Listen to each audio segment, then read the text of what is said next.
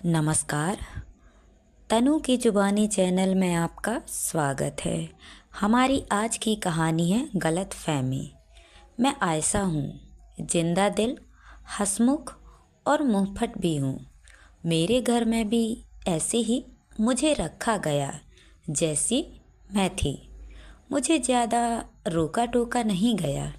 ऐसा नहीं कि मुझे टोका नहीं गया। पहले पहले मेरी मम्मी पापा ने बहुत कोशिश की, लेकिन फिर उन्हें समझ आ गया कि मेरा स्वभाव ही कुछ ऐसा है। इस स्वभाव के चलते मेरे कई दोस्त भी बने। लड़कियां तो कम थीं, लड़के ज़्यादा दोस्त बने। मेरी माँ को मेरी चिंता रहती है कि कल को ससुराल जाएगी तो वहाँ क्या गुल खिलाएगी। पर मेरे पापा कहते हैं कि जो होगा अच्छा ही होगा। ऊपर वाले ने इसके लिए भी कुछ सोचा ही होगा। मेरी शादी की उम्र होते ही मेरे लिए रिश्ता ढूंढना घर वालों ने शुरू कर दिया था। कई तो घर तक पहुंचते ही नहीं थे। उसके पहले ही केवल इसीलिए मना कर देते थे कि लड़की बोलती बहुत है। अब बताओ, भला यह भी कोई कारण हुआ किसी को रिजेक्ट करने का?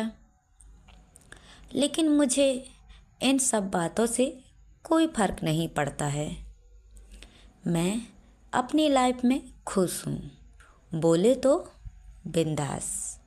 अब मैंने सुना कि एक लड़का घर तक पहुँच गया है, मतलब वो देखने आने वाले हैं।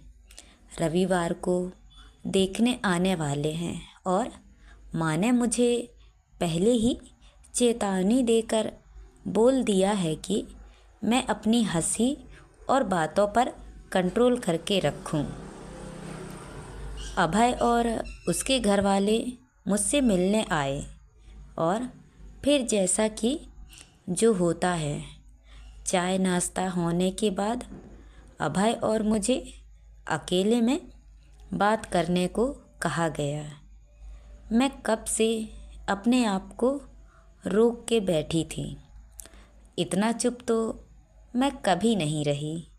फिर क्या था, जैसे ही वो आए मैंने बोलना चालू कर दिया। मैंने सब पूछ लिया जो मेरे मन में था। कितना कमाते हो? घूमने का शौक़ है कि नहीं? बीच में मुझे लगा कि कहीं यह मना ना कर दे, पर अभय को मेरी यह बात पसंद आई। घर वालों ने हमारी शादी करा दी। अभय बड़ी सिटी में रहते हैं, वहीं इनकी अच्छी जॉब है। इसीलिए शादी के 1 महीने बाद मैं भी वहीं चली गई।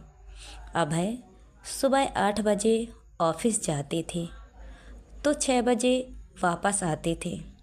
ऑफिस के सारे उनके फ्रेंड एक दिन हमारे यहाँ खाने पर आए थे। शादी के बाद यह पहली बार था जब सब मिल रहे थे।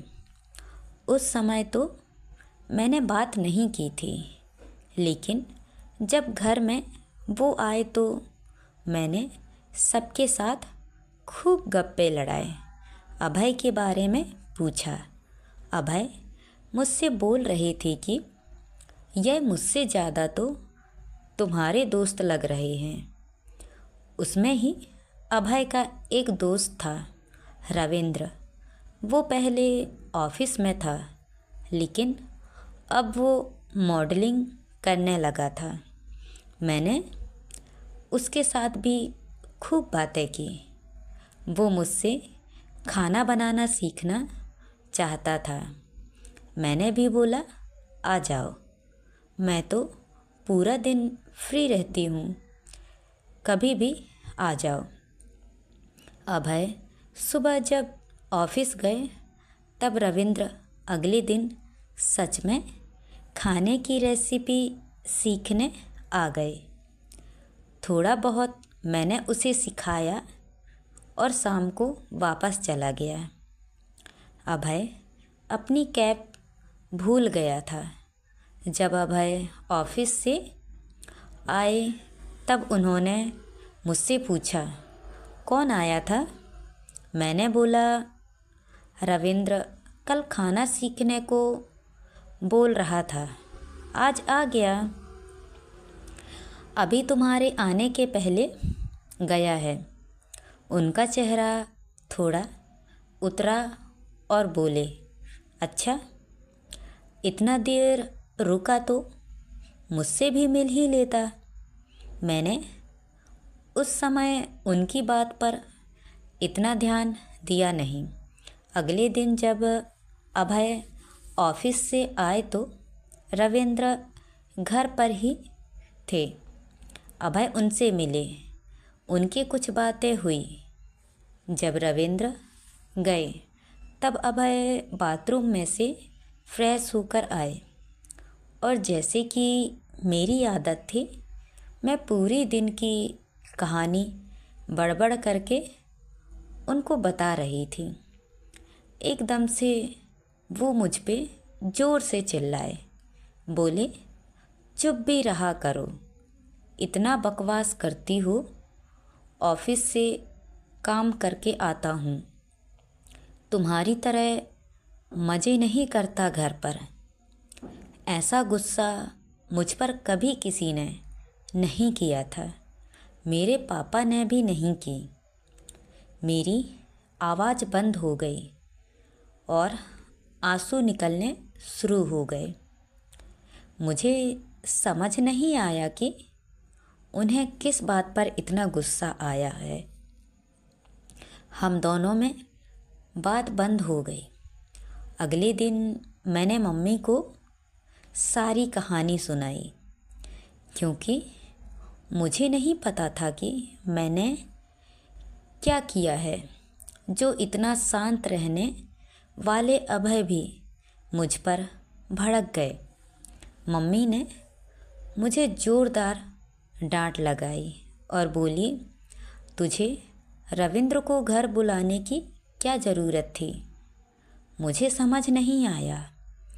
माँ बोली कि बेटा, अभय अभी तुझे पूरी तरह से जानता नहीं है और अभय तेरा पति है। तू अगर दूसरे किसी के साथ ज़्यादा घुलेगी मिलेगी तो हो सकता है कि अभय को बुरा लगे। मुझे थोड़ा समझ आया कि उनका मूड क्यों खराब हुआ। अगले दिन फिर रविंद्र आते हैं सीखने के लिए। अब रविंद्र को कुछ प्रोजेक्ट मिल गया था, तो 2-3 महीनों के लिए वो बाहर जाने वाले थे। अभय ऑफिस से आए तब रविंद्र को मैंने रोक रखा था। अभय का मुंह उतरा हुआ था। उसे देखकर और ज़्यादा ख़राब हो गया। बातों बातों में मैंने बोला कि मैं बहुत खुश हूँ, रविंद्र को कोई प्रोजेक्ट मिला है, वो बाहर जा रहा है। साथ ही मैंने यह भी कहा कि फेमस हो जाओ तो प्लीज़ अपनी इस बहन को भूल ना जाना। रविंद्र बोला, अरे बिल्कुल नहीं, अभी कुछ दिन से आपकी वजह से मेरा पेट ठीक है, वरना बाहर का खाकर इन्फेक्शन हो रहा था। अभय का चेहरा अब बदल गया था। उसके चेहरे पर बहन सुनकर स्माइल आ गई थी। रविंद्र चला गया। मैं अभय से बात अभी भी नहीं कर रही थी, क्योंकि वो मुझ पर भड़का था। आज उनके तेवर बदल गए थे। मेरे पास आना चाहते थे मुझे मनाने के लिए। फिर उन्होंने थोड़ी कोशिश की। तब मैंने बोला कि आप कल क्यों गुस्सा हुए थे? इस बारे में मुझे सही बता दोगे तो मैं मान जाऊंगी। वो बोले, ऐसे ही, ऑफिस में कुछ ज़्यादा काम था। मैंने कहा, नहीं, मुझे पता है। वो बोले, क्या? मैं बोली, पति पत्नी का रिश्ता विश्वास और भरोसे का होना चाहिए। आप अगर मुझे कुछ बताएंगे नहीं कि आप क्या सोच रहे हैं या क्या गलतफहमी पाल के बैठे हैं, तो मुझे पता नहीं चलेगा। मैं समझती हूँ कि इंसान कितना भी सही हो, मन में ऐसे ख्याल आ जाते हैं। आपकी जगह मैं होती तो शायद वही सोचती जो आपने सोचा है, लेकिन हम बात करके एक दूसरे को समझ के सब बातें सॉल्व कर सकते हैं। उनके चेहरे पर एक बड़ी स्माइल थी। अब वो मुझे ज़्यादा समझदार समझने लगे। गलतफहमी एक बड़ी वजह है पति पत्नी के रिश्ते को कमज़ोर करने की। बात करिए, बात करने से ही बिगड़ी बात फिर बना सकती है। तो दोस्तों, ये कहानी आपको कैसी लगी? लाइक और कमेंट करके ज़रूर बताएं और चैनल को सब्सक्राइब करना ना भूलें। तो मिलते हैं अगली कहानी में। तब तक के लिए बहुत बहुत धन्यवाद।